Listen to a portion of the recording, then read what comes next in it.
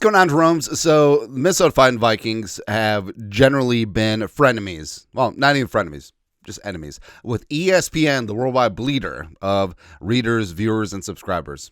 That's right. But it's so weird. I don't know what I'm supposed to do with my hands, right? So, ESPN did up a Power Rankings 2025, which teams improved in their draft. Now, what's interesting is that most publications have panned the Vikings draft class. They didn't have a lot of picks. They had one pick in the top 100. They had one pick in the top 100. Me so sigh if I haven't picked 102 after a trade down. Blah, blah, blah. Just arbitrary. But the whole thing about it is that, hey, the Vikings got a rock-solid starter day one in Donovan Jackson. Ty Felton eventually could rise up to be tight end 2. Tyrion Ingram-Dawkins is going to be a dude when the physical freak gets it together. Kobe King, solid off-ball depth. Gavin Bartholomew. Anyways, but this draft class, given what the Vikings resources had, also the fact that the 2-3-4 was used for Diamond Dallas Turner, also a trade down led to, God bless the broken road that led me straight to Slingin' Sam Howell during Asian American Pacific Islanders Month. So initially when I saw AAPI, I was just like, I'm too young for that. That's AARP. Anyways, but the whole thing about it is that this draft class, despite limited resources, I think the Vikings whipped somebody's ass. I think they definitely got after things. But ESPN's Power Rankings, so you're thinking, okay, here we go. ESPN, thumb down on the scale. Well, the Vikings going to be, what, 25? 20? Somewhere in there. Surprisingly, some of them that make you go, the Vikings are number 9. In the power rankings. Post-free agent rankings, they're up 10 spots. So they were 19 after free agency. Now they're 9 after the draft, which doesn't really come together, right? Because ESPN, just like every other outlet, basically poo-pooed the Vikings draft. ESPN Analytics, Seth Walder, said that Donovan Jackson is like one of the worst picks, right? But still, after all that, and despite not having a lot of picks, they jumped 10 spots.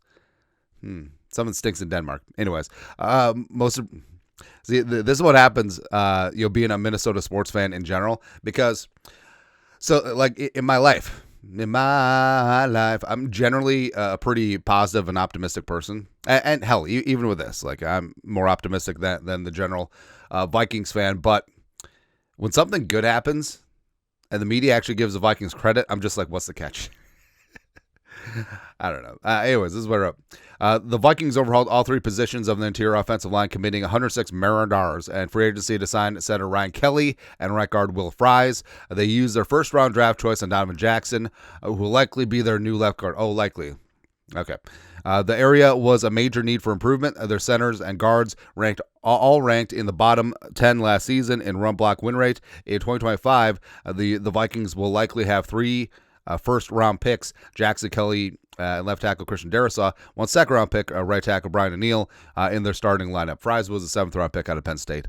Back in the day. But he got after things. So, again, it's weird. So, first off, you still have to give a ton of credit to Kevin O'Connell and Kwesi Adofo-Mensah, because after the Rams loss, where they got 9 sacks and like 40 pressures, Kevin O'Connell basically, in a very honest moment, he ripped on his players. Like he said, we need to improve on the interior offensive line, and they did that, right? It could have just been lip service, and Kwesi could have been like, oh, this is the year for Bradbury. No, got rid of Bradbury, traded Ed Ingram, as well as spent the money on Kelly and Fries, and now first-round pick of Donovan Jackson. So, again, left to right, on paper, on purpose, this looks like to be one of the best offensive lines in the game, and not only protecting J.J. McCarthy, but running the ball, and all of a sudden everything got better.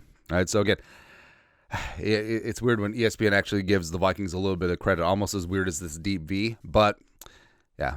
The rest of the top 10.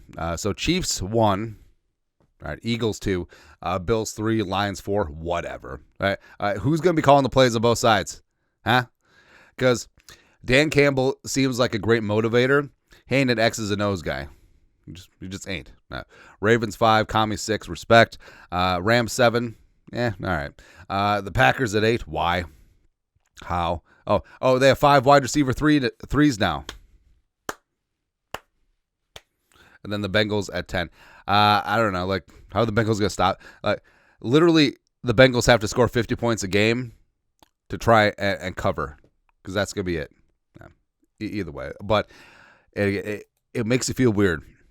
Almost makes you feel a little itchy that the Vikings are actually just getting a modicum of respect and calling a spade a spade. Again, almost makes you feel weird that the Vikings are just getting a modicum, a smidgen of respect and calling a spade, but we'll take it at a certain point. But the most accurate power rankings in the known universe will drop at some point this week. Why not? Why not? Anyways, that's it. Your thoughts are thoughts.